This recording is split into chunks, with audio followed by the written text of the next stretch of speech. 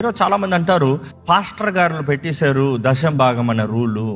దశం భాగం అనేది ఎవరు పెట్టింది? అది దేవుడు పెట్టిన రూల్, మనుషుడు నిర్ణయించిన రూల్ కాదు. దేవుడు అట్లా చూసినప్పుడు దేవుడు అంటున్నాడు, అయ్యా నన్ను మొదట జ్ఞాపకం చేసుకో, మొదట నాకు జ్ఞాపకం చేసుకో. బైబిల్లో తెలియజేయబడుతుంది, పిండిలో ఒక మొద్ద పరిశుద్ధపరచబడితే మిగిలినంత ఆ ఫస్ట్ది పరిశుద్ధపరచబడాలంట. దేవుని బిడ్డమైన నీవు నీ జీవితంలో ఆశీర్వాదం ఉండాలంటే మొదట దేవునికి ఇష్టంలో నీకు మిగిలింది పరిశుద్ధపరచబడుతుంది, which is blessed.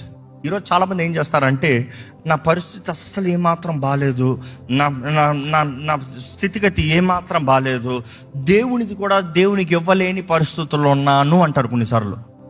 That is very you doing wrong. దేవునికి ఇవ్వలేని పరిస్థితులు ఉండి దేవుడు నిన్ను దీవించాలంటే అవుతుందా? నువ్వు ఫార్ములాని బ్రేక్ చేసి ఏమంటున్నావు, నువ్వు దేవుడు జరిగించాలి మ్యాజిక్.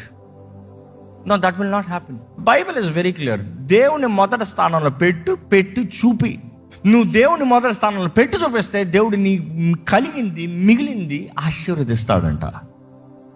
ఈరోజు దేవుని వాక్య నియమాలని మనం అంటాం, అవన్నీ నాకు వద్దు, నాకు కావాల్సింది మాత్రం నేను తీసుకుంటాను. అలా కాదు. Put God first.